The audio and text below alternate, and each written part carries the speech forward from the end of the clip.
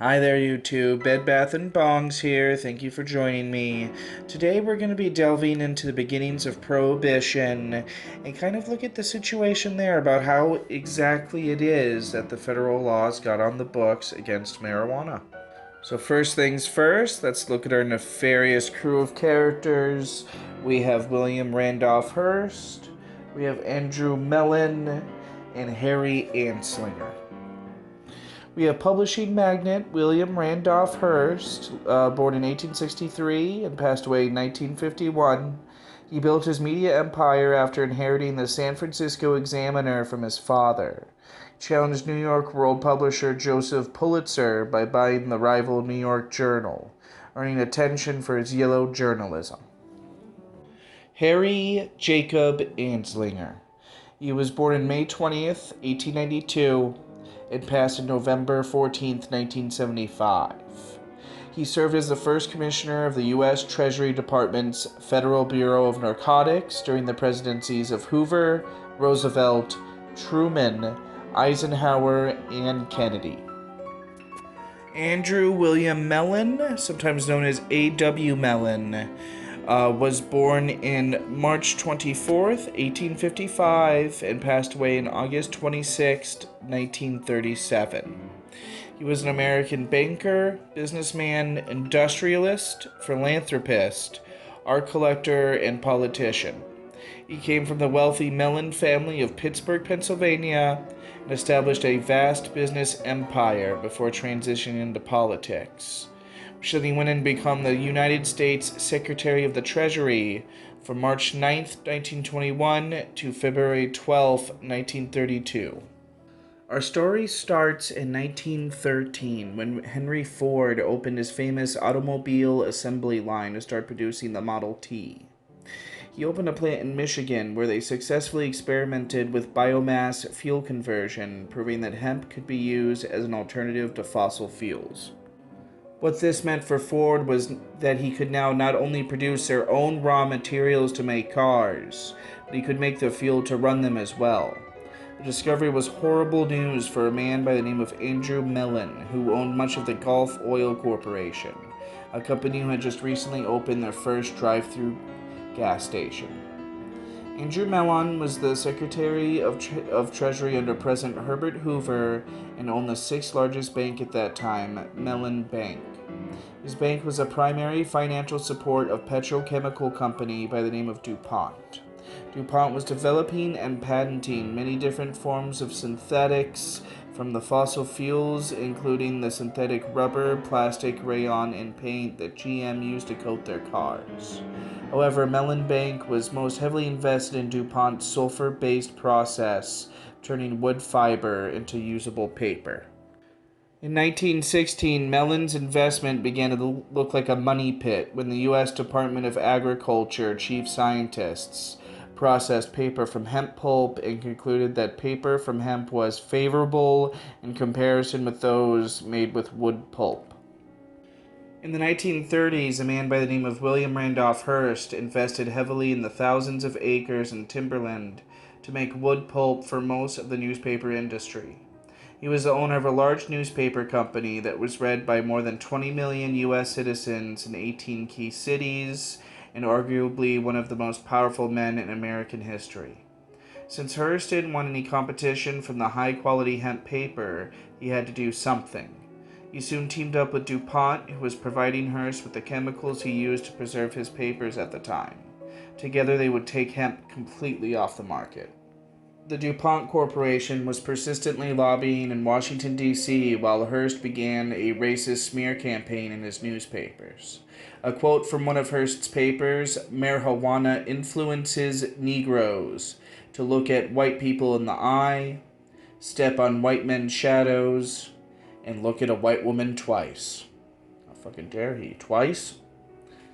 Hearst's newspaper was the fuel to the fire for the prohibition of marijuana. He painted cannabis as an extremely dangerous drug in his yellow journalism and convinced millions of Americans, many of them congressmen, that the harmless plant is in fact evil.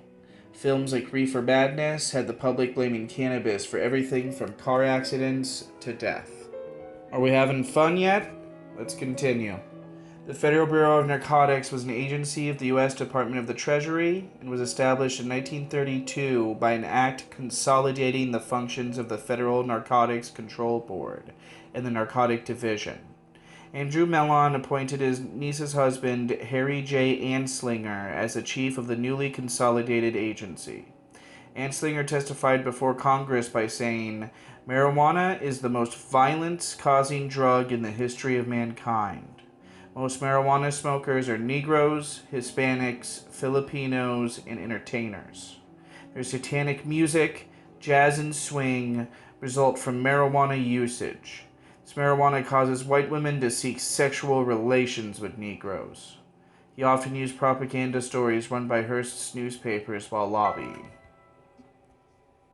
Anslinger ordered the Treasury Department's General Counsel Herman Oliphant to secretly begin drafting a bill that would slip easily through both Congress and the court. After 2 years, the FBN proposed the Marijuana Tax Act of 1937, which placed a tax on the sale of cannabis. Anslinger disguised the act as a tax revenue bill and pushed it through the House by introducing it directly to the House Ways and Means Committee. This is the only committee that can introduce a bill to the House floor without it being debated by other committees, and the chairman happened to be an ally of DuPont, Robert Doughton. It was later seen by another DuPont ally, Prentice Brown, in the Senate Finance Committee, where it was stamped into law. That same year, DuPont patented a new fabric called nylon, which Andrew Mellon was also heavily invested in. The American Medical Association opposed the act because the tax punished physicians prescribing cannabis, retail pharmacists selling cannabis, and medical cannabis cultivation. They claimed the bill had been prepared in secret without giving proper time to prepare their opposition, and many were completely unaware that the bill was about hemp because the word marijuana had only been used in a song before that instance. The AMA also argued against the FBN's claim that marijuana is an addictive, violent drug that carries a threat of overdosing. Nevertheless, the act was passed, and Samuel Caldwell and Moses Baca were the first officially convicted marijuana criminals for dealing and possession not long after. Baca got off with 18 months, compared to Caldwell, who was sentenced to 4 years of hard labor in Leavenworth Penitentiary. While the act itself did not criminalize the possession or use of cannabis, it did include penalties of up to $2,000, equivalent to about $30,000 today, and 5 years in jail for violators. Later in 1967, President Johnson commented on the Marijuana Tax Act of 1937. The act raises an insignificant amount of revenue and exposes an insignificant number of marijuana transactions to public view. Since only a handful of people are registered under the act, it has become in effect solely a criminal law, imposing sanctions upon people who sell, acquire, or possess marijuana. Subsequently, part of the act was ruled unconstitutional in the 1969 case Leary v. United States, because it violated our Fifth Amendment by forcing a person to incriminate oneself to obtain a tax stamp. Congress was not happy about this ruling, and as a result passed the Controlled Substances Act as Title II of the Comprehensive Drug Abuse Prevention and Control Act of 1970. The pharmaceutical industry classifies cannabis as a Schedule I drug.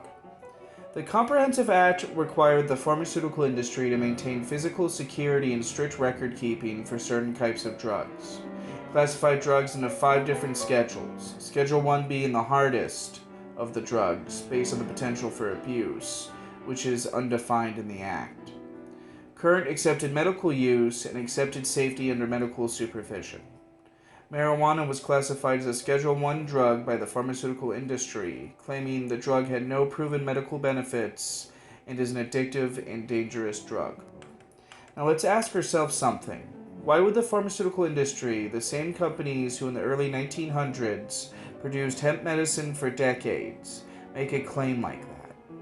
As we all know, you cannot patent a plant or the naturally occurring compounds in the plant. For this reason, there was no interest by the major pharmaceutical companies to support further research or development of the plant. There is simply no money in it for them. As a matter of fact, legalization would actually be detrimental to their businesses, similar to the situation facing the paper and fabric industries. The facts are right in front of us. When you consider all of the facts, it is apparent why the drug is classified like it is and why it remains federally illegal. Pharmaceuticals are big business, and legalizing cannabis would mean losing hundreds of billions of dollars to a single naturally occurring plant anyone could grow in their backyard. The same goes for the hundreds of businesses in the paper and fabric industries that would lose profits to hemp substitutes. It is all about money and keeping the system chugging. That is why the stories of an 8-month-old child being cured of brain cancer from cannabis oil will never make headline news. The only thing we can do is work together as a community to spread these stories ourselves. In an age where we are more connected than ever before, it is up to us to control the national discussion and take the power of the hands of large corporations and biased media. Word of mouth is the most powerful tool we possess to fight this uphill battle against marijuana prohibition. Now is the time to take a stance and voice your opinion.